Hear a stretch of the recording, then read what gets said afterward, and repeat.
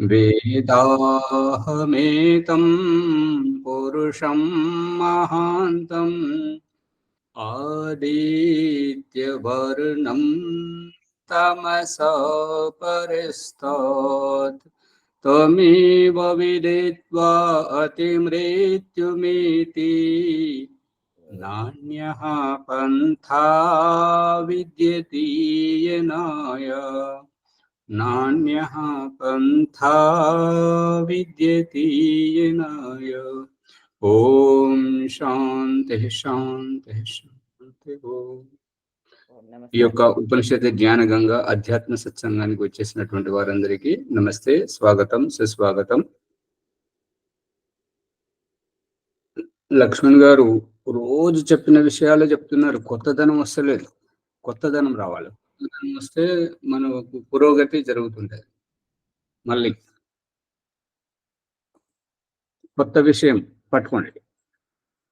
నేను తీసుకుపోయింది ఖర్చు పెట్టుకొని వస్తాను, ఇంకొకరు నాకు అనుమతి ఇచ్చేటప్పుడు అనుమతి పత్రం ఇస్తుంటే,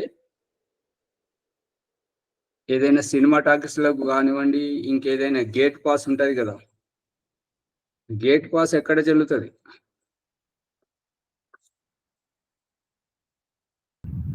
గేట్ దగ్గర.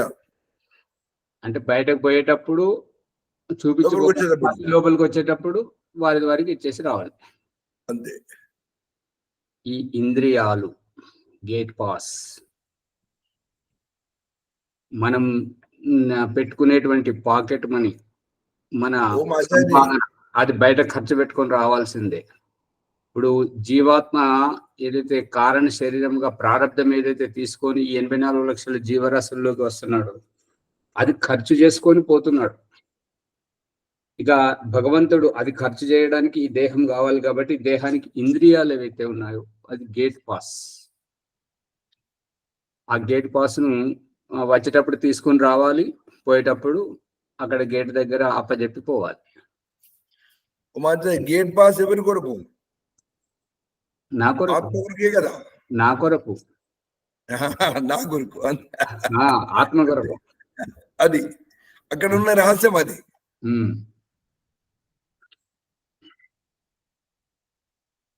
కొత్తదనంగా రెండు మాటలు చెప్పినా సరే లక్ష్మణ్ గారు, కొత్తదనం రావాలి. కొత్తదనం వస్తే మనకు లోతుగా వెళ్తాం. ఒక్కొక్కసారి అవకాశం ఎట్లా వస్తుంది అని అంటే, మీరంతా చాలా ప్రశిక్షణ పొందారు, దాదాపు 6 నెలలు సంవత్సరం తరపున ప్రశిక్షణ పొందారు. వారు ఆత్మ విషయంలో దాదాపుగా మనకు అందరికి అందుబాటులో ఉన్న విషయాలన్నీ చెప్పారు. అవి కాకుండా కొత్తదనం ఏదని చెప్పండి అని అన్నారనుకోండి, అక్కడ మనం ఇరుకాటంలో పడిపోతాం. ఎందుకంటే చెప్పిన విషయాలు చెప్తుంటే ఆ స్టేజ్ మీద అది కాలక్షేపం, మనోరంజనం అవుతుంటది కదా. కొత్తదనం వస్తుంటే ఆసక్తికరంగా వింటారు. లక్ష్మణ్ గారు పట్టుకుంటున్నారా? అదే, అందుకని కొత్తదనము రావాలి.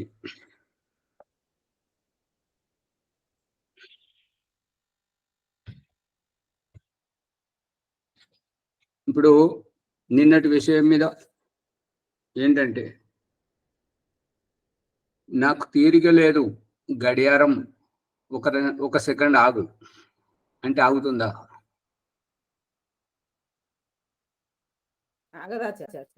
ఉదయించే సూర్యుడు, ఓ సూర్య భగవంతుడా, నాకు అనారోగ్యంగా ఉంది, నీ యాక్సిడెంట్ అయింది, అంగభంగం అయిపోయింది, క్షతవిక్షతం అయిపోయాను, నేను లేవడానికి కొద్దిగా సమయం పడుతుంది, కొద్దిగా ఆగుతాడా?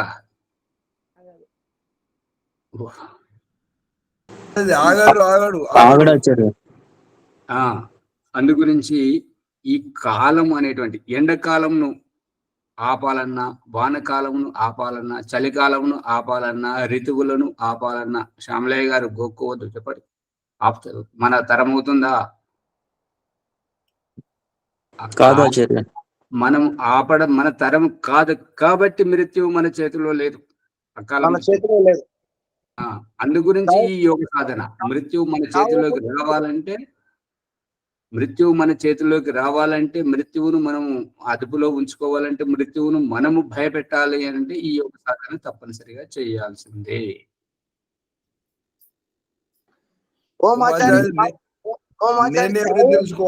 ఒక్కరు మాట్లాడండి. చావు పుట్టుకలు రెండు ఒక్కరి తర్వాత ఒక్కరు మాట్లాడండి.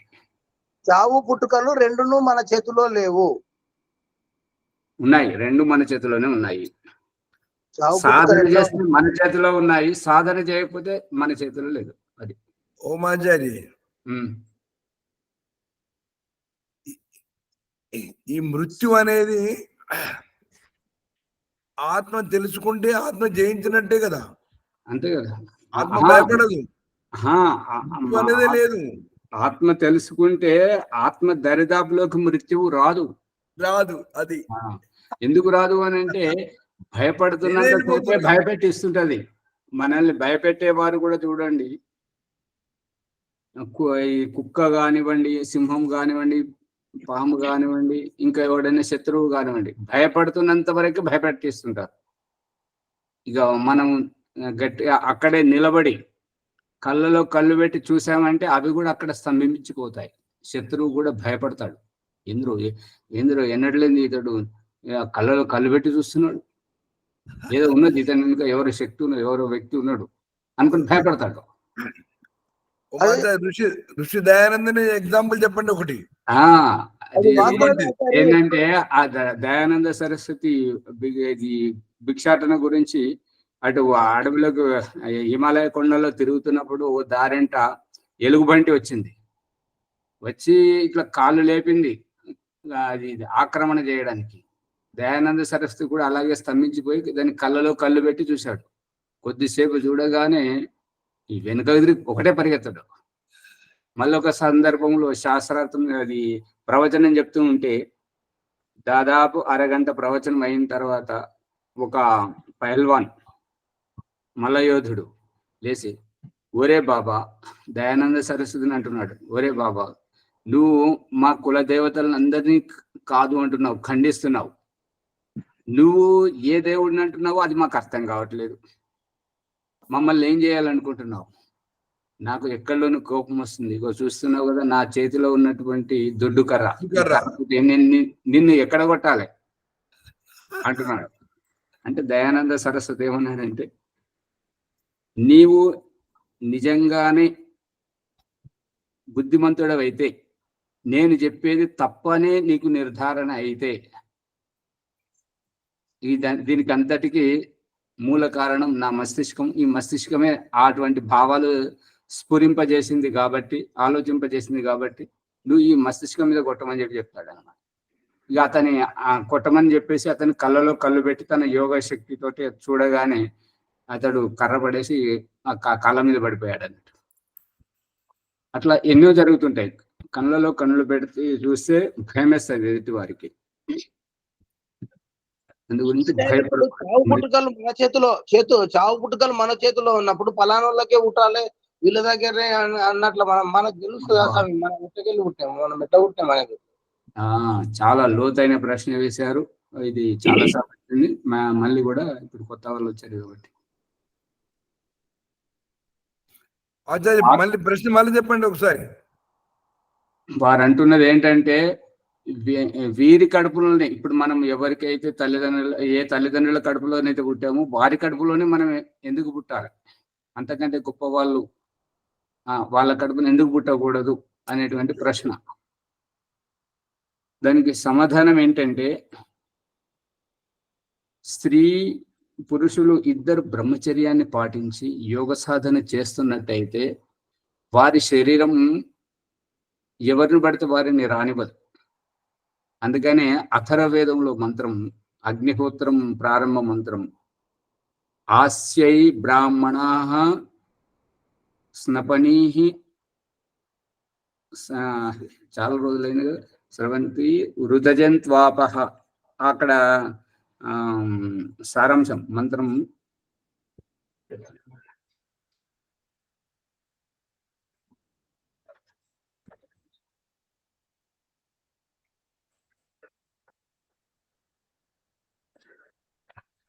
ఈ మంత్రం అభిప్రాయం ఏంటంటే, ఆ యొక్క స్త్రీ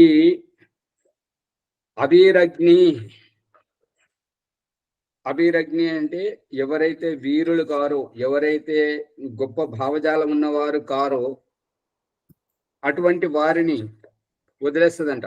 గర్భంలో నిల్వనివ్వదంట. ఎవరైతే వీరులు ఉంటారో, మహాపురుషులు ఉంటారో, క్రాంతికారులు ఉంటారో, ఎవరైతే తెలివిమంతులు ఉంటారో అటువంటి వారికి అవకాశం ఇస్తుందంట. అభీరగ్ని, ఆ వీరపుత్రులను జన్మింపజేస్తుందంట. అందుకే ఈ యొక్క స్త్రీకి చేతిలో ఉన్నది క్రాంతికారుడు కర్తార్ సింగ్ గురించి రహస్యం ఏంటంటే, అంగ్రేజులు మన దేశం పరాధీనంగా ఉన్నప్పుడు అతన్ని చంపేస్తుంది అనమాట, గురితీస్తే అతన్ని చివరి కోరిక ఏంటంటే, ఈ దేవుడు ఒకడు పనికిరాను, నాకు మగ జన్మనిచ్చాడు, అదే నాకు గనక ఆడ జన్మని గనుక ఇచ్చినట్టుంటే నాలాంటి ఎంతో మంది సంతానాన్ని కానీ ఈ బ్రిటిష్ వాళ్ళకు ఊపిరాడకుండా చేసేవాడిని. నేను ఒక మగ శరీరాన్ని ఇచ్చాడు కాబట్టి ఈ జన్మతోటే నేను చనిపోతున్నాను, వచ్చే జన్మ కనుక ఉంటే నేను ఆడ జన్మ ఎత్తుతాను అని చెప్పేసి అంటాడు.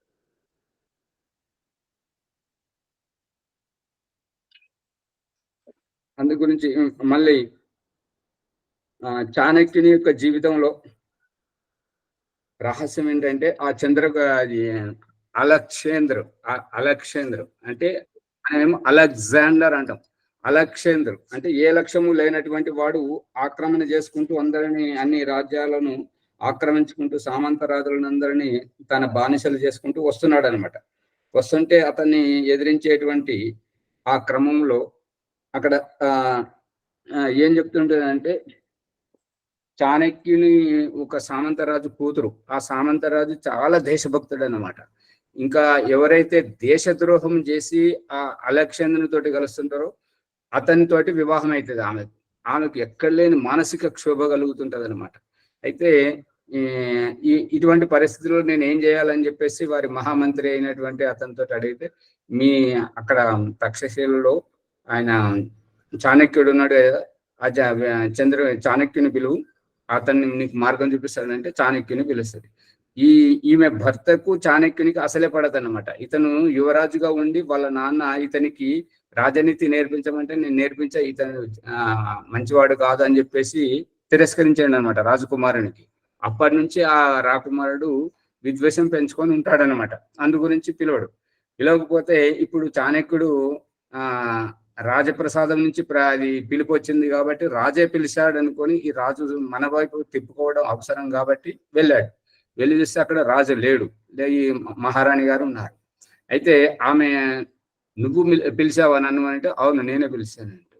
ఎందుకు పిలిచారు అంటే, నా పరిస్థితికి నేను ఎవరికి చెప్పుకోలేను, నేను అలాగని చెప్పేసి ఓర్చుకోలేను, నేనేం చేయాలి ఆచార్య అని చెప్పేసి అని అంటే, నువ్వు ఇక్కడికి నన్ను పిలిచావని చెప్పేసి రాజుకు తెలుసా అంటే, అది ఎట్లాగూ తెలుస్తుంది, ఇంత రాజప్రసాదంలోకి మీరు వచ్చారు కాబట్టి అది ఎట్లాగో తెలుస్తుంది అని అన్న తర్వాత, నేను ఒక దేశభక్తుడైనటువంటి కుమార్తెనై ఉండి, ఈ సంస్కారవంతురాలనై ఉండి ఒక దేశద్రోహితోటి చేతులు కలిపి ఆక్రాంతకు నేను సహకరించాల్సి వస్తున్నది, నా భర్త ఈ రకంగా పనిచేస్తున్నాడు, ఇప్పుడు నేనేం చేయాలో, నాకు మార్గం ఏంటి, నేను చనిపోవాలనుకుంటున్నాను, నేను జీవనాన్ని వదిలేస్తే నాకు ముక్తి లభిస్తుంది కదా, రాబోయే జన్మలో మంచి జన్మ ఎత్తుతాను అని అంటది.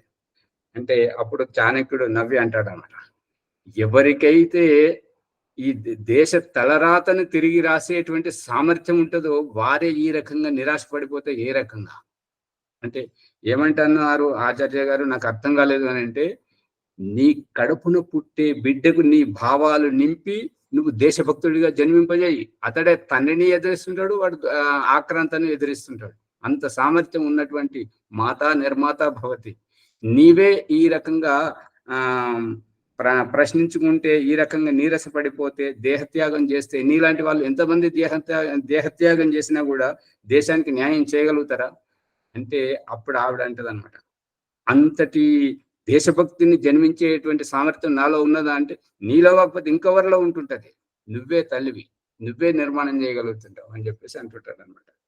అందు గురించి ఇక్కడ ప్రసంగానుసారంగా ఏ తల్లికి జన్మలోకి వెళ్ళాలి అనేటువంటి దాని ప్రశ్నకు సమాధానంగా దయానంద సరస్వతి మనందరికి నేర్పిస్తున్నాడు.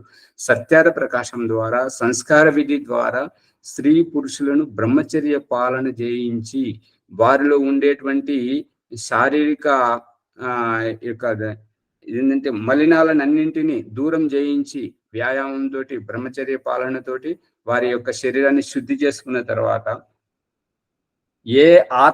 ఎటువంటి ఆత్మను ఆహ్వానించాలి అనేటువంటి స్థితి మా యొక్క సత్యార్థ ప్రకాశం ద్వితీయ సముల్లాసం సంస్కార విధి గర్భాధాన సంస్కారంలో ఇంత విస్తృతంగా రాశాడు దయానంద సరస్వతి. దాని సారాంశం ఏంటంటే ఆ ఆత్మలను మన గర్భంలోకి ఎటువంటి ఆత్మ, నాకు ఈ ఆత్మనే కావాలి అనేటువంటిది. మరి అది ఎట్లా కనబడుతుంది అని అంటే సంకల్ప శక్తితోటి ఏదైతే మనం కావాలనుకుంటున్నామో అదే జరుగుతుంది. అందు గురించి ఈ యొక్క చనిపోయినటువంటి వాళ్ళు ఇప్పుడు మా జీవాత్మలన్నీ నిల్వ ఉండిపోతుంటాయి. ఇప్పుడు బస్ స్టాండ్లోకి వెళ్ళినప్పుడు, రైల్వే స్టేషన్లోకి వెళ్ళినప్పుడు అక్కడ ఆ బస్సు, రైలు, విమానం గురించి ఎదురు చూసేటువంటి వారి మాదిరిగాని ఈ చనిపోయినటువంటి ఆత్మలు ఈ ఆహార పదార్థాల ద్వారా నిల్వ ఉండినటువంటి గోదాములలో ఆహార పదార్థముల ద్వారా అక్కడ ఉండిపోయినప్పుడు అక్కడ ఏ ఆత్మనైతే ఆహ్వానిస్తున్నామో ఆ ఆత్మ మాత్రమే వస్తుంటుంటది. ఆ ఆత్మ మాత్రమే ఎట్లా వస్తుంటుంటది అని అంటే, ఈ యొక్క వేరే ఆత్మలు మన ఆహారం ద్వారా వచ్చినప్పుడు వారిని ఈ లక్ష్యానికి అనుగుణంగా లేదు. ఎందుకంటే మనము ఏ అన్నం అయితే తింటుంటామో ఆ అన్నం తిన్నటువంటి వారికి, ఆధ్యాత్మిక చింతన చేసేవారికి, యోగ సాధన చేసేవారికి ఆ అన్నం యొక్క ప్రభావం చూపిస్తున్నప్పుడు ఒంటికి ఇమిడింపజేసుకోవడం, ఏదైతే ఉద్దేశపూర్వకంగా ఆత్మ వచ్చినప్పుడు కొత్త కొత్త భావాలు వస్తుంటాయి. అందుకే గర్భాధానం చేసిన తర్వాత ఆ లక్షణాలు విద్యావంతురాలైతేనేమో గర్భాధానం అవుతుండగానే స్త్రీయో పురుషుడు అనేటువంటిది తెలిసిపోతుంటది. ఆమె విద్యావంతురాలు కాకపోయినట్లయితే మరుసటి నెల ఆ యొక్క మాసిక ధర్మం రాకపోతే, పీరియడ్ రాకపోతే గర్భం కన్ఫర్మ్ అయినట్టుగా చూపిస్తుంటాడు. ఇక తర్వాత లక్షణాలు చూపిస్తుంటాడు అనమాట. మగపిల్లవాడైతే ఈ రకంగా, ఆడపిల్లలైతే ఈ రకంగా అనేటువంటి దానికి. ఇంకా దానికి తోడు ఇదంతా ప్రయత్నం పక్కన పెట్టేసి ఇవైతే మీరు మామూలుగానే చూసుకుంటారని చెప్పేసి దయానంద సరస్వతి ఏం చెప్తున్నాడంటే, వచ్చిన వాడిని కూడా సంస్కరించుకోవాలి అనేటువంటి విధంగా గర్భం నిలిచినప్పుడు ఆ వేద మంత్రాల ఉచ్చారణం, రోజు ధ్యానం చేయడం, యజ్ఞం చేయడం, మరియు ధార్మిక చర్చ, ధర్మ సందేహాల నివృత్తి, వేద పఠనం, వీటన్నింటితోటి గర్భంలో ఉండేటువంటి జీవాత్మకు ఈ యొక్క సంస్కారవంతంగా తీర్చిదిద్దడం, ఆ తల్లికి అంత వ్యస్తంగా ఆ యొక్క కార్యక్రమాన్ని మీరు సంస్కార విధి గర్భాధాన సంస్కారం చూడండి. మరియు సత్యార్థ ప్రకాశం 2వ సముల్లాసం కేవలం సంతాన నిర్మాణం గురించే ఉన్నది. ఈ ప్రశ్నకు సమాధానంగా ఉంది. శ్యామలయ్య గారు మీరు తప్పనిసరిగా చదవండి. సంస్కార విధి అయితే ఇప్పుడు మనకు తయారవుతుంది. ఈ యొక్క మరి మనకు ఈ శ్రావణ మాసంలో రావాలి. సంస్కార విధి వస్తుంటది, యోగ దర్శనం వస్తున్నది, వైదిక నిత్యకర్మ విధి వస్తున్నది. శ్రావణ మాసం వరకు మనకు ఈ సమస్యలన్నీ పరిష్కారం అయితే శ్రావణ మాసం పెద్ద ఎత్తున ఈ యొక్క ఆశ్రమంలో కార్యక్రమం జరుగుతుంటది. అందరూ రావాల్సి ఉంటుంటది. విద్వాంసులు ఇప్పుడు నాకు తెలిసినంత వరకు ఇంతవరకు ఏముండే అంటే, ఇంతవరకు తెలిసింది ఏంటంటే చావు పుట్టుకలు మన చేతుల్లో లేవు అనేదే ఉండే. ఇప్పుడు ఈ జీవనం ఏ విధంగా చేసుకోవాలనేదే నాకు తెలుసు, కానీ చావు పుట్టుకలు కూడా మన చేతిలో ఈ సంస్కార విధుల నుంచి ఉన్నది అనేది ఇప్పుడిప్పుడే కొంత తెలుస్తుంది. నమస్కారం, ధన్యవాదాలు. ఈ పుట్టుక అనేటువంటిది మనం పుట్టిస్తే పుడతాడు సంతానము, మనం పుట్టిస్తే పుడతాడు. అందు గురించి ఆ గర్భిణీ స్త్రీకి ఇప్పుడు భగవంతుని దృష్టికోణం చూడండి. పెళ్ళయ్యే వరకేమో పురుషుని వైపు దృష్టికోణం, పెళ్ళయిన తర్వాత ఇక వచ్చినటువంటి ఆ యొక్క భార్య స్త్రీ మీద దృష్టికోణం, ఇక గర్భం దాల్చిన తర్వాత ఆ పురుషుని స్త్రీని వదిలిపెట్టి ఎదిగేటువంటి గర్భం మీద దృష్టికోణం, పుట్టిన తర్వాత ఆ సంతానం పైన దృష్టికోణం, సామాజిక దృష్టికోణాన్ని ఇట్లా తిప్పి చూపిస్తున్నాడు కదా మనకు భగవంతుడు. మళ్ళీ సంతానం గుణవంతులు కాకపోతే ఆ తల్లిని సమాజం చేత నిందింపజేస్తున్నాడు కదా. అందు గురించి ఆ తల్లికే బాధ్యత అప్పగించాడు భగవంతుడు. వారు రెడ్డప్ప గారు చాలాసేపటి నుంచి చూస్తున్నారు, అడగండి. నమస్తే స్వామి. నిన్న పాఠంలో శంకరాచార్యుల ప్రస్తావనలో మీరు ఆయన క్షోభకు గురైనారనేసి ఒకప్పుడు మండలాధీశుల వారి దగ్గరికి గెలిచినప్పుడేమో సంతోషానికి, అలాగే భారతి అమ్మవారి దగ్గర మాత్రము ఓడిపినప్పుడు మాత్రం క్షోభకు గురైపోయినారు అని చెప్పారు. అంటే ఇక్కడ ఆయన ఉన్నదే అద్వైతంలో కదా. ఈ ద్వైత అద్వైతాలను దాటేసి అద్వైతంలో పోయిన వారికి ఈ ద్వంద్వాలు ఎలా వస్తాయి అని నా సందేహం. అంటే మా శంకరాచార్యుల గారిది అద్వైత సిద్ధాంతము, మండనమేశ్వరి గారిది త్రైత సిద్ధాంతం. ఇద్దరు ఏదైనా కూడా వైదిక ధర్మ ప్రచారమే చేసేవారు.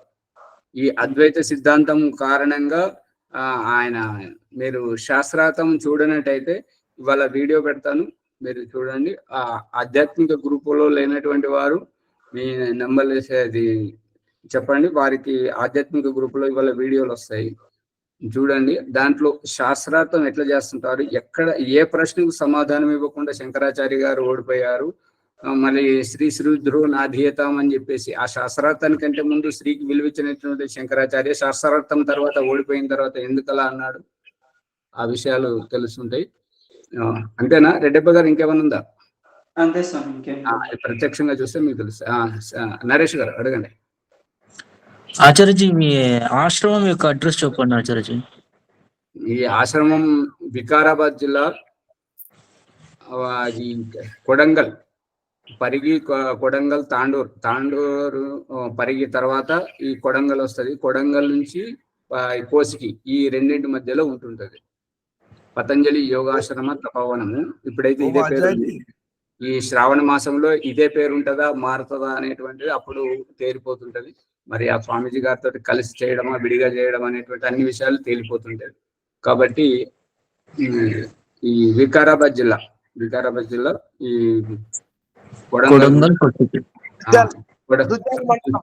దుద్యాల అనేటువంటి ఇది కూడా మండలమే. దుద్యాల కూడా మండలమే. కొడంగల్ కోసిగి మధ్యలో దుద్యాల ఉంటుంటది. ఇది కూడా అది దుద్యాల గేట్, అది చెప్పాలా.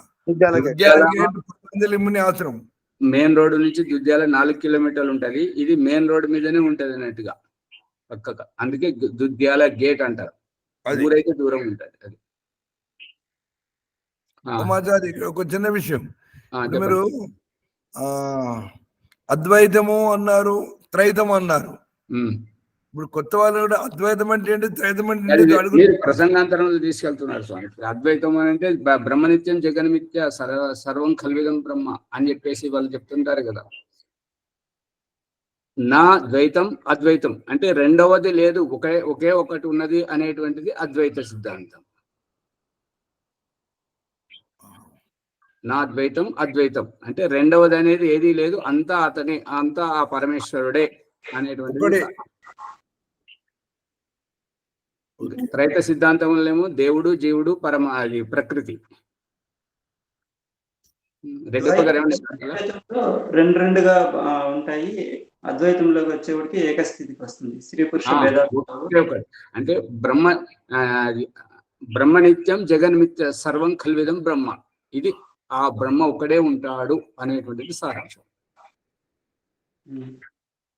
అంటే అక్కడ చెప్తుంది కదా నాసది సూక్తంలోను మరియు ఈశ్వర స్థుతి ప్రార్థనోపాసన 2వ మంత్రంలోను హిరణ్య గర్భ సమవర్తత అగ్రే అని చెప్పేసి, ఆ హిరణ్య గర్భ సమవర్తత అగ్రే, అక్కడ సత్తు లేదు, చిత్తు లేదు, జీవులు లేదు, ప్రకృతి లేదు, ఏది లేదు, భగవంతుడు ఒక్కడే ఉన్నాడు. అక్కడి నుండి ప్రారంభమైంది. మళ్ళీ చివరికి ప్రళయం, మహాప్రళయం అయిన తర్వాత కూడా ఆ భగవంతుడు ఒకడే ఉంటాడు అనేటువంటిది ఈ అద్వైత సిద్ధాంతంలోని మూల రహస్యం. కానీ ఆ మూల రహస్యం ఎవరు చెప్పరు. అంత కేవలం ఇక వాళ్ళు ఎవరిని నమ్ముకుంటే వారే. శ్రీకృష్ణ పరమాత్మ అని ఒకరు, అంత బ్రహ్మలీలని అని ఒకరు, అంత శైవ మహిమ అని ఇంకొకరు, అంత వైష్ణవ మాయని అని చెప్పేసి మరొకరు అంటారు. అంటే ఎవరు అనేది చెప్పరు, ఎందుకంటే నిరాకార స్వరూపుడు ఎవరికి కనబడాడు కాబట్టి. లక్ష్మణ్ గారు స్వరూపుడు మాత్రం చెప్తారు ఆచార్య.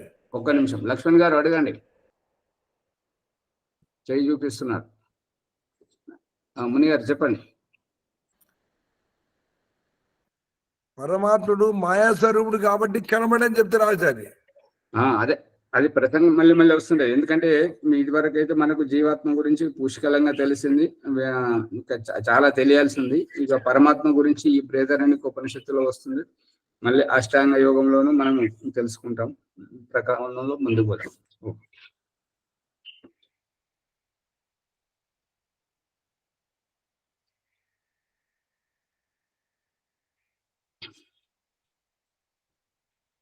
బృహదారణ్యకోపనిషత్తు ప్రథమ అధ్యాయము పంచమ బ్రాహ్మణము 13వ ప్రసంగం అయిపోయింది. 14వ ప్రసంగంలో మనం కాలం గురించి తెలుసుకుంటున్నాము. ఆ కాలం ఈ యొక్క ఋతువును మనం ఆపలేము. వానాకాలం, చలికాలం, వేసవి కాలమును మనం ఆపలేము. ఈ కాలం దాకపోతున్నాము. గడియారంలో తిరిగేటువంటి ఆ సెకండ్ను కూడా మనం ఆపలేము. కాబట్టి ఈ కాలంతో ముడిపడి ఉన్నటువంటిదే అన్నం, అన్నంతో ముడిపడి ఉన్నటువంటిదే మన దేహం. ఆ కాలంతోటే ఈ దేహానికి వయస్సు అనేటువంటిది ఏర్పడుతుంటుంది. అందు గురించి ఎవరి గురించి చూడదు, వెళ్ళిపోతూనే ఉంటుంటది, ఏ పరిస్థితిని లెక్క చేయదు. అందు గురించి కాలం తన గతిలో నడుస్తూనే ఉంటుంటది. ఇక ఈ కాలాన్ని జయించాలి అని అంటే మళ్ళీ యోగ సాధనలకు రావాల్సిందే. ఎటు పెట్టి సాధన తప్పనిసరిగా చేయాల్సిందే. ఎవరైతే ఇప్పుడు ఇక్కడ ఏంటంటే రెండు ఉన్నాయి. ఇది ఆత్మ సాక్షాత్కారంలో చెప్పాల్సినటువంటి విషయం అందరూ గుర్తుపెట్టుకోండి. ఇక్కడ ఏంటంటే దేహ సంబంధికులు, ఆ దేహం గురించి సంపాదన, ఇదొకటి. ఇంకొకటి ఆత్మ సంబంధించినటువంటి సాధన, ఇది రెండవది. ఎవరైతే ఈ నేను అనే దాన్ని లెక్క చేయకుండా నేను రామయ్యను, లక్ష్మమ్మను అనేటువంటి ఈ స్త్రీ పురుష సంబంధానికి విలువనిస్తూ, ఈ దేహానికి విలువనిస్తూ దీనికోసమైతే పాటుపడుతున్నారు, దీనికోసమైతే ఫ్యామిలీ డాక్టర్ను పెట్టుకుంటున్నారు. కానీ ఈ నేను అనేటువంటి ఆత్మతత్వం గురించి, ఈ ఆధ్యాత్మ విషయం గురువును ఎవ్వరూ ఎంచుకోవట్లేదు. ఆ యొక్క ఆత్మ గురించి, ఆత్మ ఎంతైనా కుంటుపడని, ఆత్మ ఎంతైనా అజ్ఞానంగా ఉండని, ఈ దేహం మాత్రం బాగుండాలని సబ్బులు పెట్టుకోవడం, సెంట్లు పెట్టుకోవడం, రకరకాల వస్త్రాలు కుట్టించుకోవడం, ఈ దేహాన్ని అలంకరించడానికే, ఈ దేహంతో మనోరంజనం చేయడానికే కాలక్షేపం చేస్తున్నారు. కానీ ఆత్మ గురించి, అధ్యాత్మ సాధన గురించి, నేను అంటే ఎవరు, నేను ఏ రకంగా పుడుతున్నాను, నేను ఏ రకంగా చేస్తున్నాను, నా ఉద్దేశం నేను పుట్టడం చావడమేనా, ఇంతకంటే మించి ఏమీ లేదా, నేను చని ఎక్కడికి పోతున్నాను, పుట్టుకొని ఎక్కడికి వెళ్ళి పుట్టుకొస్తున్నాను, ఈ పుట్టడానికి ఎక్కడి నుంచి పుట్టుకొస్తున్నాను, చనిపోయేటప్పుడు ఎక్కడికి పోతున్నాను, ఈ రహస్యం ఏంటి అనేది ఎప్పుడైతే సాధనమయంగా తెలుసుకోవడం జరుగుతుంటుందో, ఆధ్యాత్మిక గురువు యొక్క సాన్నిధ్యంలో కూర్చొని సాధన చేయడం జరుగుతుంటుందో, అప్పుడు ఆత్మ రక్షించబడుతుంటది. దేహం, ఇటువంటి దేహాలు వస్తుంటాయి పోతుంటాయి. 84 లక్షల జీవరాశుల యొక్క ఈ దేహాలు వస్తూనే ఉంటుంటే పోతూనే ఉంటాయి, వాటి లెక్క కాదు. కానీ నేను బాగుండాలి, నాకు ఈ సుఖ దుఃఖం నుంచి ముక్తి లభించాలి అనేటువంటి వారు ఎవరైతే చేస్తుంటారో వారు ఈ అధ్యాత్మ సాధనలోకి వస్తుంటారు. వారు ఈ ఆశ్రమాలు నెలకొల్పుతుంటారు. ఈ యొక్క ఆత్మ రహస్యాన్ని విడమర్చి చెబుతూ ఉంటుంటారు. వారు ఉద్ధరించబడుతుంటారు, వారు తరించబడుతుంటారు ఈ దుఃఖం నుంచి. అందు గురించి ఈ ఆర్య సమాజంలో ఒక గంగా ప్రసాద్ ఉపాధ్యాయ గారు ఉండేవారు. వారు ఒక ప్రవచనంలో చెప్పేవారు ఏంటంటే, మీరు ఆర్య సమాజకులని అనుకోవాలి అని అంటే, వైదికులని చెప్పుకోవాలంటే మీరు 2 రకాల డాక్టర్లను నియమించుకోవాలి. ఒకటేమో శరీరానికి అనారోగ్యం రాకుండా ఉండడానికి ఈ యొక్క భౌతిక వైద్యుడు ఎవరైతే ఉన్నారో అతన్ని నియమించుకోవాలి. ఇంకొకటి ఆత్మ పతితము కాకుండా, ఆత్మ అజ్ఞానవంతంగా ఉండకుండా, ఆత్మ నీచ నికృష్టమైనటువంటి వ్యవహారం చేయకుండా ఉండాలి అని అంటే ఎవరైతే ఆధ్యాత్మిక గురువులు ఉంటారో, సాధనమయమైనటువంటి గురువులు ఉంటారో, వారికి సంపర్కంలో ఉండి ఆత్మ జాగృతం అయ్యే విధంగా, ఆత్మజ్యోతి వెలిగించుకునే విధంగా, ఆత్మ తరించిపోయేటువంటి విధంగా ప్రయత్నం చేయండి. రెండు రకాల డాక్టర్లు కావాలి. ఒకరు ఆత్మ గురించే చెప్తుంటారు, ఆత్మను ఉద్ధరించే మార్గాన్ని చూపిస్తుంటారు ఆచరణ ద్వారా, అది యోగ సాధన ద్వారా. మరి ఇంకొకరు ఈ దేహాన్ని మాత్రమే చూస్తుంటారు, దేహ నాడిని మాత్రమే పరీక్షిస్తుంటారు, దేహానికి మాత్రమే చికిత్స చేస్తుంటారు. మనం దేహానికి విలువనిస్తున్నాం, దేహం గురించి సంపాదన చేసుకుంటున్నాం. ఈ దేహంతో కొడుకు బిడ్డలు వాళ్ళు ఎంత తూతూ అన్నా కూడా, వాళ్ళు తాగచ్చి తిట్టినా కూడా, భోజనం పెట్టకపోయినా కూడా ఆ కొడుకులను పట్టుకొని ఉంటుంటారు. వీళ్ళు లేకపోతే నేను ఎటు కాకుండా అయిపోతానని చెప్పేసి ఇంటి దగ్గర ఉండి కుక్క చావు చేస్తారు ఒక రకంగా చెప్పాలంటే. కానీ తన ఆత్మను ఉద్ధరించుకోవడానికి, ఆశ్రమానికి రావడానికి ఇదిగో పెళ్లిళ్ళ సంబంధాలు, ఇదిగో ఈ పని ఉన్నది, ఆ పెళ్లి చూపులకు వెళ్ళాలి, ఇటు వెళ్ళాలి, అటు వెళ్ళాలి అని చెప్పేసి అంటున్నారు. ఇవి 50 ఏళ్ళు నిండిన తర్వాత పిల్లలను చెడగొడుతున్నటువంటి వారే ఈ సంబంధాలు పెట్టుకుంటుంటారు. పిల్లలను పరిచయం చేయాలి, పిల్లలను పంపించాలి, వాళ్ళు పెళ్లిళ్ళు చేసుకొని నిలబడుతున్నారు కాబట్టి మన తరపున వారిని పంపించాలి. నాన్నగారు ఎక్కడున్నారు అంటే ఈ మధ్య ఆశ్రమానికి వెళ్తున్నారు కాబట్టి మేమే వస్తున్నామండి, మాకే అప్పచెప్పాడు నాన్నగారు వెళ్ళమని చెప్తున్నారని చెప్పేసి పిల్లలు చెప్పుకునే విధంగా, గర్వించే విధంగా మనం ఏదైనా దాన ధర్మాలు చేసినా కూడా పిల్లల పేరుతో చేయాలి, పిల్లల పేరు నిలబెట్టాలి, పిల్లలకు బంధుత్వంలో వారి పరిచయాన్ని పెంచాలి. కానీ మనం వంగి నడిచి శరీరం ముడతలుగా ఊడిపోయే వరకు కూడా, చచ్చిపోయే వరకు కూడా మనమే ప్రతి ఫంక్షన్కి పోవాలి, ప్రతి దగ్గరికి పోవాలని, ఇదంతా మూర్ఖత్వం, అజ్ఞానం. అందుగురించి పిల్లలకు యువావస్థలో ఉన్నటువంటి వాళ్ళు వాళ్ళ భార్య పిల్లలు వాళ్ళతో సుఖంగా ఉన్నారు కదా, వాళ్ళ పిల్లల గురించి మంచి మార్గం కావాలంటే మన పిల్లలకు మనం చూపిస్తే వాళ్ళ పిల్లలకు వాళ్ళు చూపిస్తారు. అందుగురించి ఇదంతా పిల్లలకు మంచి మార్గం చూపెట్టాలి. అంతేగాని వాళ్ళకు నీ ఉద్యోగం నువ్వు చూసుకోరా, పెళ్లికి నేను పోతా, నువ్వు ఏం ఉద్ధరిస్తావు? మళ్ళీ ఇంట్లో పూజలు చేసేటప్పుడు ఎవరైతే ఈ యజ్ఞం చేయనివ్వండి, ఇంకేదైనా పూజలు, కథా ప్రవచనం ఏదైనా చేయనివ్వండి, ఆ కథా ప్రవచనం పూజ యజ్ఞం లోపల మీరు యజమానులుగా కూర్చుండి పిల్లలను పక్కన కూర్చుండి పెడతారో ఆ పూజ ఎన్నడూ సఫలం కాదు. మళ్ళీ ఇంకా కొంత మూర్ఖత్వం ఏంటంటే, ఈ పిల్లలు అల్లరి చేస్తారండి, ఏది విననివారు చేయనివారు, వాళ్ళు బడికి పోయినాక వాళ్ళకి మనం తీరిక ఉంటాం, అప్పుడు చేసుకుంటాం. అది మీ పతనము. అక్కడ మీకు మీ పూజ ఏది ఫలించదు, మీ మొక్కులేవి నెరవేరవు. ఎందుకు అంటే మీ వారసుని మీరు దూరం చేస్తున్నారు, మీ ఉత్తరాధికారిని మీరు దూరం చేస్తున్నారు. ఆ ఉత్తరాధికారి అక్కడ వాళ్ళ స్కూల్ బస్సులో చెప్పేటప్పుడు, స్కూల్లో క్లాస్ టీచర్లు లేదంటే ఆ పక్కకు కూర్చుండే అతను చెప్పేటువంటి ఇతర మత సంప్రదాయ మాటలు విని వారి మాటల్లోకి వెళ్ళిపోతున్నాడు. రేపు ఏదైనా గొప్ప కార్యక్రమం చేసుకొని మీ బంధువులందరినీ పిలిపించుకొని పెద్ద ఫంక్షన్ చేసుకుంటే, ఆ ఫంక్షన్ రోజుకు నాకు ఎగ్జామ్కు ప్రిపేర్ కావాలి, నాకు నోట్స్ రాసుకోవాలి, ఎక్స్కర్షన్ ఉన్నది అని చెప్పేసి వీళ్ళు సాకులు చెప్తారు. ఎందుకు అని అంటే, నువ్వు మామూలుగా చేసుకున్నప్పుడేమో నీ పిల్లలను దగ్గర కూర్చుండి పెట్టుకోలేదు, వాళ్ళను బడికి వెళ్ళిన తర్వాత, బడికి పంపించిన తర్వాత నువ్వు ఇంట్లో పూజలు చేసుకుంటున్నావు. అదే ఇంట్లో ఉన్నప్పుడు చేసుకున్నా కూడా నువ్వు ముఖ్య స్థానంలో కూర్చుండి వాళ్ళని పక్కన కూర్చుండి పెడుతున్నావు. వాళ్ళు ఏదైనా అవసరమైతే వాళ్ళు బయటకు లేచిపోతున్నారు. ఆ రకంగా లేచిపోతున్నటువంటి వాళ్ళు నీ పూజకు నువ్వు ఏదైనా పెద్ద ఫంక్షన్ చేసుకున్నా నీకెందుకు సహకరించాలి? వాళ్ళకు అక్కడ నేర్పిస్తున్నారు కదా, అక్కడ చెప్తున్నారు కదా, బైబిల్ గురించి, ఖురాన్ గురించి అక్కడ చెప్తున్నారు కదా, వాళ్ళకన్నీ అలవాట్లు అక్కడ చేస్తున్నారు కదా. నీవు ఎప్పుడైతే నీ పిల్లల పట్ల నిర్లక్ష్యం వహిస్తుంటావో వాళ్ళు అక్కడ దాన్ని సద్వినియోగం చేసుకుంటున్నారు. మతం మారడానికి మనమే కారణం, వాళ్ళు ఆత్మహత్యలు చేసుకోవడానికి మనమే కారణం, వారు ప్రేమ దోమ పేరుతో లేచిపోవడానికి మనమే కారణం. అర్థమవుతుందా? అందుగురించి మన ఇంట్లో పూజ జరిగేటప్పుడు మన పిల్లలు కూర్చుండాలి. మనం ఏ జపం చేసినా, ఏ కథా ప్రవచనం చేసినా వారికి ప్రాముఖ్యత ఇవ్వాలి. అంతేగాని నువ్వు పొలం కాడ చూసుకో బిడ్డ, నేను ఇది చేసుకుంటాను, నువ్వు వంటకాడ ఉండి బిడ్డ, నేను ఇది చేసుకుంటాను, నువ్వు చేసుకొని ఏం ఉద్ధరిస్తావు? నీ వంశం గొప్పది కావాలి. నీ పిల్లలు ఎక్కడికి పోయినా నీ గురించి చెప్పాలి. మీ పిల్లలను చూస్తే మీరు ఫలానా వారి ఓమాచారి, ఇప్పుడు గృహస్థాశ్రమము, వానప్రస్థము, సన్యాసము అని అట్లా వయసులు ఉన్నాయి కదా. ఏ వయసు కాక మొదలే ఇల్లు విడిచి సన్యాసాశ్రమాలు లేకుంటే ఇంకెక్కడ పోతే అప్పుడు సమాజంలో గృహస్థునికి విలువ ఎట్లా అవుతుంది?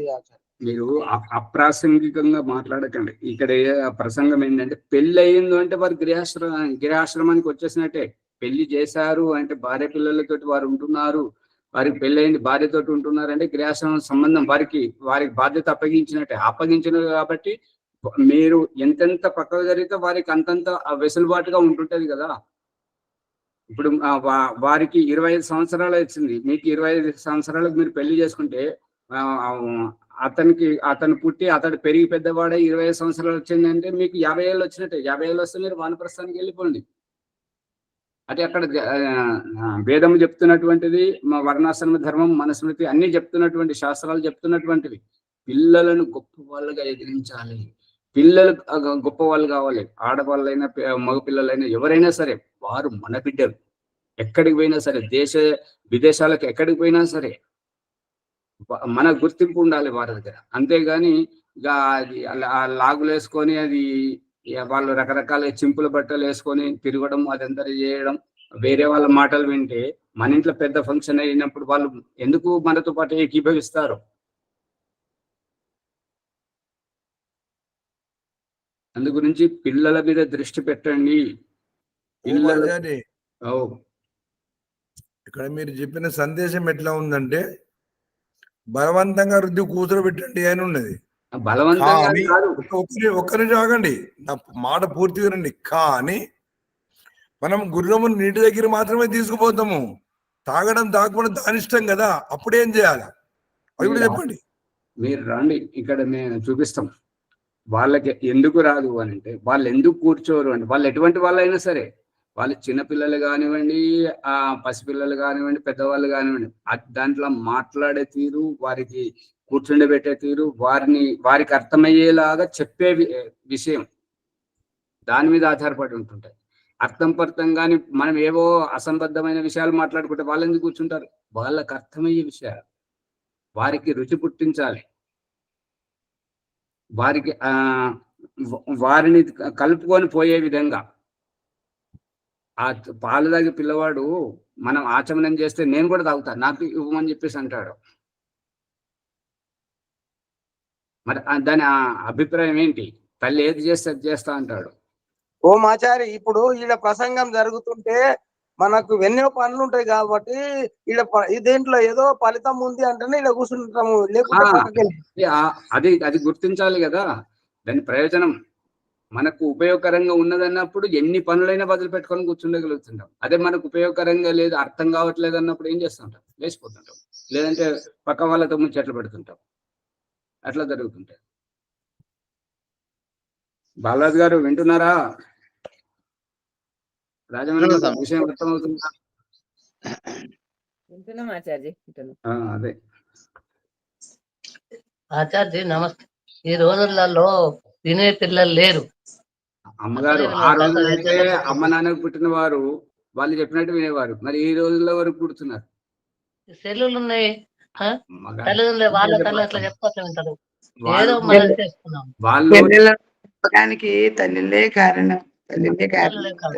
వాళ్ళు నా బిడ్డలు అని మనం వినేవారు లేరండి. ఇప్పుడు వినేవారు లేరు అసలే. మీరు పక్కకు పెట్టండి. వాళ్ళ పిల్లలు వాళ్ళ మాటలు వింటున్నారా లేదా? వాళ్ళు అన్నం పెడితే తింటున్నారా లేదా? వాళ్ళు బట్టలు కొనిస్తే తీసుకుంటున్నారా లేదా? వాళ్ళు ఏ స్కూల్లో అంటే ఆ స్కూల్లో ఏదైతే మంచి స్కూల్ ఉంటుందో మనం దాంట్లో ప్రవేశం ఇప్పిస్తాను పోయి చదువుతున్నారా లేదా? అందుకే నెమ్మదికి ఈ విషయాలు కూడా చెప్పాలి. రాత్రి పడుకునేటప్పుడు కానీ ఇంకేదైనా సందర్భంగా కానీ పిల్లలు మన బిడ్డలు, వాళ్ళను వింటలేరు, మాటలు నేర్పిస్తే వాళ్ళు ఎందుకు వింటారు? మీ మాట వినకపోతే వాళ్ళు వాళ్ళ మాట వింటారు. అక్కడ వాళ్ళకి నేర్పిస్తుంటారు కదా, క్రైస్తవ మతం, ఇంకేదో మతం, ఏదో మతం నేర్పిస్తుంటే అలా లవ్ జిహాద్ పేరు మీద, ప్రేమ పేరుతో లేచిపోయిన తర్వాత అక్కడ ఆత్మహత్య చేసుకుంటే, లేదంటే ఇంకేదైనా జరిగితే అప్పుడు అయ్యో నా బిడ్డ పోయే మేమంత మంచిగా ఉంటుంది అని ఏడిస్తే ఏమొస్తుంది? ఆ ఏడుపేదో ఇప్పుడే ఏడవండి. వింటలేరు, వాళ్ళు వినరు. ఈ కాలంలో ఈ సాకులు ఎందుకు తీసుకొస్తారు మధ్యలో? ఆచార్య ఒక నిమిషం. పశురంబు పందైతే పశుల కాపరి తప్పు, తనయుడు దుర్జనుడు అయితే తండ్రి తప్పు. ఈ విధంగా అందరికి ఒకదానికి ఒకటి బంధం ఉంది ఆ శాస్త్రం. నరసింహ అంత సూటిగా చెప్తున్నారు. ఇంకా ఇంతకు మించి ఇంకేం కావాలి? అప్పుడప్పుడు ఆ శ్లోకాన్ని అర్థం కూడా చెప్పండి. ఎందుకంటే వీళ్ళు చిన్నపిల్లలు చాలా మంది యువకులు వస్తున్నారు కదా, యువకులు వస్తున్నారు కదా, వాళ్ళకు కూడా అర్థం తెలియాలి కదా. అందుకని ఎటు పెట్టి మనం బాగుండాలి, మన పిల్లలు బాగుండాలి, మన వంశం బాగుండాలి, మన కులం పేరెత్తగానే, మన గోత్రం పేరెత్తగానే, అరే ఆ ఇంట్లో పోతే మన అమ్మాయి దొరసానిలాగా ఉంటుంటది, మహారాణిలాగా బతుకుతుంది, అక్కడికి ఆలోచించాల్సిన పని లేదు, వాళ్ళంతా గొప్పవాళ్ళు అనే విధంగా ఉండాలి. ఆ ఇంటి పిల్లవాడ వాళ్ళతో చాలా గుణవంతుడు, వాళ్ళ వంశమే చాలా గొప్ప వాళ్ళ వంశం, ఆ పిల్లవాడు తప్పనిసరిగా రావాలి మన ఇంటికి, మన అమ్మాయికి ఆ పిల్లవాడినే చేసుకోవాలి, అట్లా ఉండాలి. ఏదైతే పేరెత్తగానే వాళ్ళ ఇంట్లో ఒక్కరు సరిగా లేరు, శృతి గలవది, జత గలవది, ఒకరికొకరు ఎప్పుడు కాకుల్లాగా కోట్లాడుకుంటూ ఉంటుంటారు అనే విధంగా పెంచకూడదు పిల్లల్ని. అదే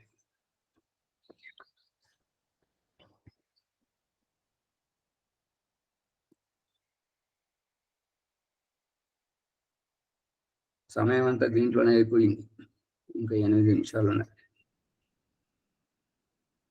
తస్మాదేతాం రాత్రిం ప్రాణభృత, ఈ 14వ ప్రసంగం అయిపోవడానికి వచ్చింది, అది చూడండి. ప్రాణభృత ప్రాణం న విచిత్య యావదపి క్రికలాసస్య ఏతస్య ఏవ దేవతాయ అపచిత్యై. ఈ రూపకంగా ఈ యొక్క ప్రాణభృత, ఈ ప్రాణం అనేటువంటిది, ఊర్జ శక్తి అనేటువంటిది, ఇది అన్నం ద్వారా వస్తుంది, అన్నంతోటే ఈ ప్రాణం అనేటువంటిది ఈ యొక్క మన శరీరాన్ని నిలుపుతుంది, ఈ యొక్క ప్రాణంతో మన శరీరం పోషించబడుతుంది, ఈ యొక్క ప్రాణంతోటే మన జీవనం గడుస్తుంది, ఈ యొక్క ప్రాణంతో మన జీవన జ్యోతి వెలుగుతుంది.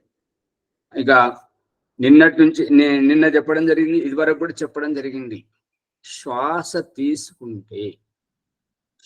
తీసుకుంటే శరీరంలో ఎక్కడ ప్రభావం కనబడుతుంది గమనించారా? పట్టుకోవాలి.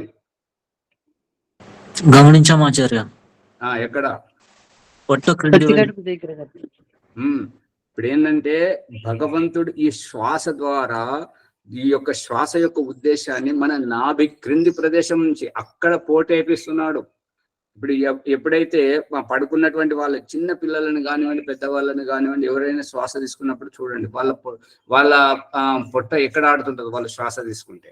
అదే మనం ఇట్లా చెయ్యి బట్టి తట్టి లేపామనుకోండి, ఇక ఉదరం పైకి ఈ ఛాతీయే ఉప్పొంగుతుంటుంటారు, పైనుంచి తీసుకుంటుంటారు.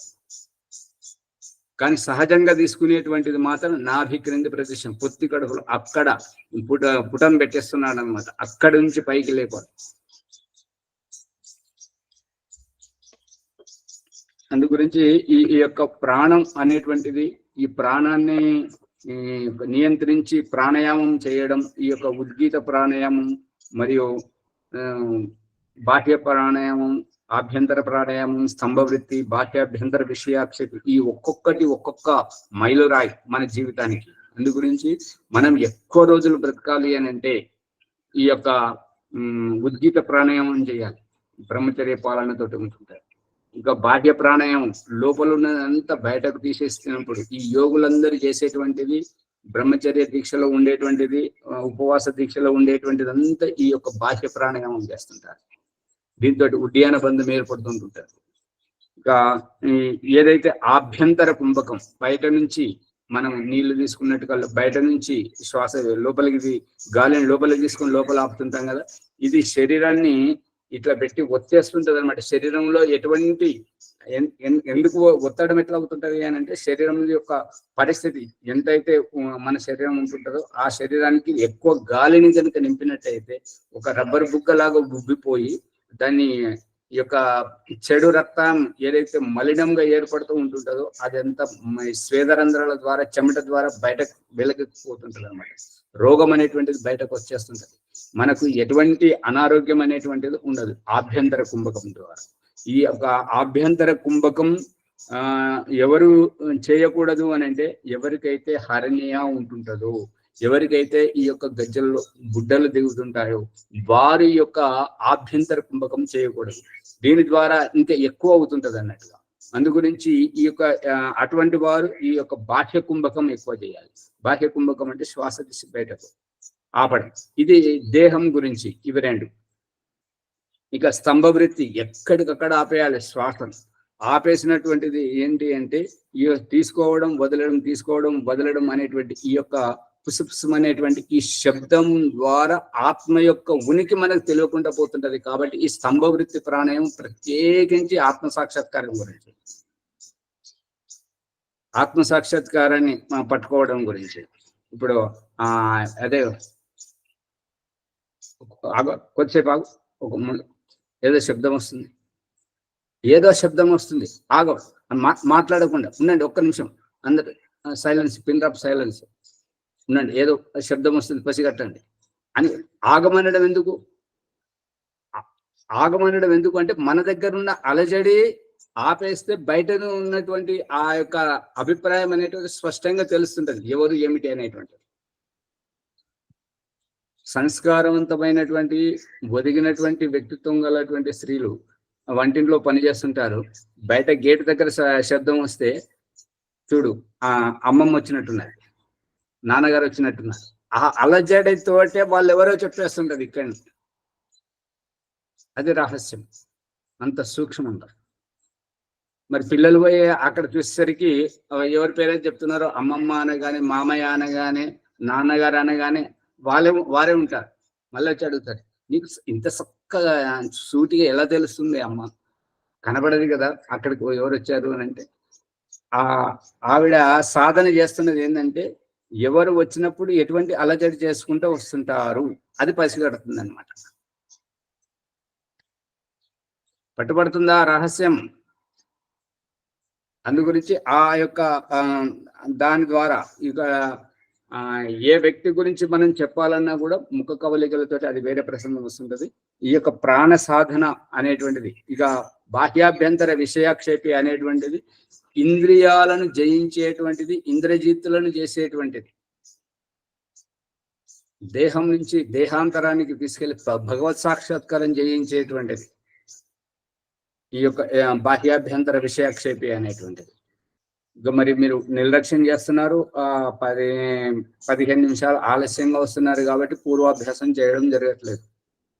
పూర్వాభ్యాసం ఎంత బాగా చేస్తే అంత మంచిది. మీరు ఇంటి లోపల చేస్తారో చేయరో అని చెప్పేసి ఇక్కడ ఏర్పాటు చేస్తున్నాము. కాబట్టి ఇక్కడ ఏదైనా తప్పులు పోతే సవరించడానికి ఆస్కారం ఉంటుంటది, కానీ రావట్లేదు, ఆలస్యంగా వస్తున్నారు అంటే వచ్చిన అవకాశాన్ని చేజార్చుకోవడం అంటుంటారు. అది ఈ యొక్క ఆధ్యాత్మిక సాధన మనకు ఈ యొక్క సాక్షాత్కారం ఇవన్నీ చేయించడం అనేటువంటిది చాలా అరుదు. ఇక లభించిన చోట ఇంత నిర్లక్ష్యం అది సరైనటువంటి కాదని చెప్పేసి చెప్పడం జరుగుతుంది. సమయం అయిపోయింది కాబట్టి ఏదైనా ఒక పాట పాడండి, ఎందుకంటే ప్రసంగం తీసుకెళ్తే ఇది 14 అయిపోయింది, 15 రేపు చెప్తున్నాం.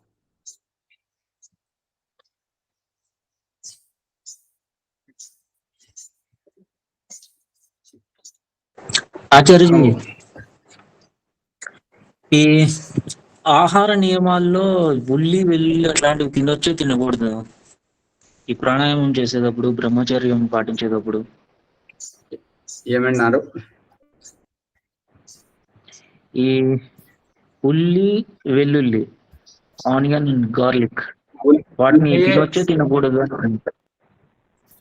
ఉల్లి వెల్లుల్లి, ఉల్లి అయితే తినకూడదు, వెల్లుల్లి వృద్ధాప్యంలో అవసరం వస్తుంటుంటది. ఎందుకంటే కీళ్ళ నొప్పులు, వాత నొప్పులు ఉంటుంటాయి. కాబట్టి శరీరం సహకరించాలి అని అంటే భగవంతుడు ఆ వెల్లుల్లిలోనే మన జీవితాన్ని ముడిపెట్టి ఉంచాడు. కాబట్టి వెల్లుల్లి ఎవరైతే వాడుతుంటారో వారి శరీరం కూడా అదే రకంగా గట్టిగా ఉంటుంటది. కానీ అందరూ వాడాలని లేదు. ఈ వెల్లుల్లి వాడినప్పుడు, ఉల్లి కానీ వెల్లుల్లి కానీ వాడినప్పుడు ఇవి ఎప్పుడు మనల్ని కకావికలం చేస్తుంటాయి, విఘ్నం కల్పింపజేస్తుంటాయి అని అంటే మనము పని పాట లేకుండా ఊరికే తినుకుంటూ పడుకుంటూ ఉన్నప్పుడు, ఏమి వ్యాయామం చేయట్లేదు, ఎక్సర్సైజ్ చేయట్లేదు, ఏదైనా పని పాట లేకుండా ఊరికే ఉన్నాము, అటువంటి వారికి ఇవి కామోత్తేజనం లేపుతుంటాయి. అదే మనం తిన్నది తిన్నట్టుగా ఇమిడించుకునేటువంటి వ్యాయామం కానీ ఇంకా ఏదైనా పని తీరిక లేకుండా పని చేసి శరీరాన్ని అలసట గొలిపిస్తుంటాము, అటువంటి వారికి ఏం కాదు. ఓమాచారి ఒక పాట ప్రణామం. ధర్మ హృదయ దయానంద కర్మనిధివయ్యా నిన్ను కనిన భరతమాత పూజ్యురాలయ్యా ధర్మ హృదయ దయానంద కర్మనిధివయ్యా నిన్ను కనిన భరతమాత పూజ్యురాలయ్యా దేశ స్థితిని చూచినావు దేశభక్తిని చూపినావు స్వతంత్రమని నీవే ముని గారు మొదట పలుకరించావు ప్రబోధించావు మీ గొంతు సరిగా కాలేదు కొద్దిగా. అదే అదే ఎందుకంటే అది మీరు పాడుతున్నారు కాబట్టి ఆ వినాల్సి వస్తున్నది, కానీ దాంట్లో మీరు ఏమైతే చెప్పాలనుకున్నారో అది బోధపడట్లేదు. అలాగే సరే. ఇంకెవరికైనా అవకాశం ఏంటి? ఇంకెవరైనా పాడతారా? పుష్పమ్మ గారు, లక్ష్మణ్ గారు, భాగ్యలక్ష్మమ్మ గారు పాడితే పాడండి, లేదంటే సంధ్యోపాసన చేయించండి. ఓం ప్రణాముని వైదిక సంధ్యోపాసన. ఓం అమృతోపస్తరణమసి స్వాహ. ఓం అమృత అభిదానమసి స్వాహ. ఓం సత్యం యశః స్త్రీర్మైస్త్రీః త్రేతాము స్వాహ. ఓం షణ్ణో దేవీరభిష్టయా ఆపో భవంతు పీతయే శయ్యోరవిస్రవంతు నః. ఓం వాక్ వాక్. ఓం ప్రాణః ప్రాణః. ఓం చక్షుశ్చక్షుః. ఓం శ్రోత్రం శ్రోత్రం. ఓం నాభిః. ఓం హృదయం. ఓం కంఠః. ఓం శిరః. ఓం బాహుభ్యాం యశోబలం. ఓం కరతల కరపృష్ఠే. ఓం భూ పునాత్ శిరసి. ఓం భువః పునాతు నేత్రయోః. ఓం స్వః పునాతు కంఠే. ఓం మహః పునాతు హృదయే. ఓం జనః పునాతు నాభ్యాం. ఓం తమః పునాతు పాదయోః. ఓం సత్యం పునాతు పునఃశిరసి. ఓం ఖం బ్రహ్మ పునాతు సర్వత్రా. ఓం భూః.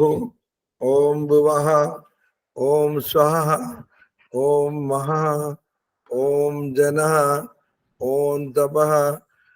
ఓం సత్యం. అగమర్చన మంత్రాః.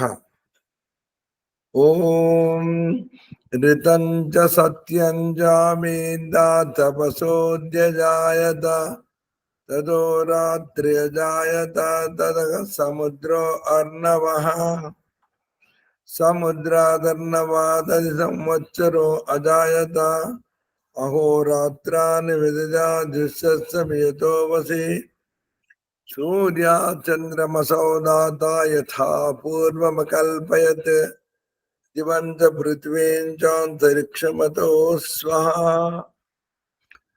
ఓం షణ్ణో దేవీరభిష్టయా ఆపో భవంతు పీతయే శయ్యోరవిస్రవంతు నః. అత మనసా పరిక్రమణ మంత్రాః. ఓం ప్రాచేదిగగ్నిరధిపతిరషితో రక్షితాదిత్యా యశమః. దేభ్యోన్నమో దేవదేభ్యోన్నమో రక్షితృభ్యోన్నమ ఋషిభ్యోన్నమేభ్యోऽస్తు. యోస్మాన్ ద్వేష్టి యం వయం దిష్మస్తమోజంబే దద్మః. దక్షిణాదిగింద్రోధిపతి శిరస్సిరాజే రక్షితా పితరిషమః. దేభ్యో నమో దేవదేభ్యోన్నమో రక్షితృభ్యోన్నమ ఋషిభ్యోన్నమేభ్యోऽస్తు. యోస్మాన్ ద్వేష్టి యం వయం దిష్వస్తమో జంబే దద్మః ప్రదేశే దిగ్వరుణోధిపతికి పృథాకో రక్షితాన్నమిషమః तेभ्योन्नमोऽधिपतिभ्योन्नमो रक्षितृभ्योन्नमयिषिभ्योन्नमयेभ्योऽस्तु योऽस्मान् त्वेष्टि यं वयं दिष्मस्तमो जम्बे दद्मः उदेजे दिक्सोमाधिपतिस्वजो रक्षिता शनिरिषमः तेभ्यो नमोऽधिपतिभ्योन्नमो रक्षितृभ्योन्नमयिषिभ्योन्नमयेभ्योऽस्तु योऽस्मान् द्वेष्टि यं वयं दिष्मस्तमो जम्बे दद्मः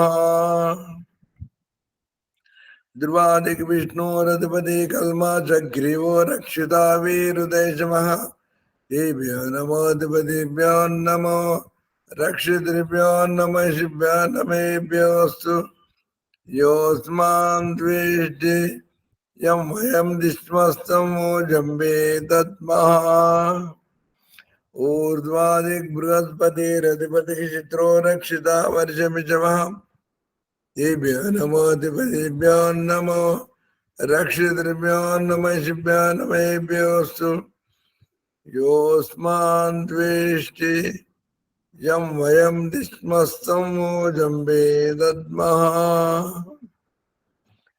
अतः उपस्थानमन्त्राः जातवेदसे शृण्वाम सोममरातीयतो नेदहादिवेदः सनः पर्षदति दुर्गानि विश्वा नावेव सुन्दुं दुरितात्यग्निः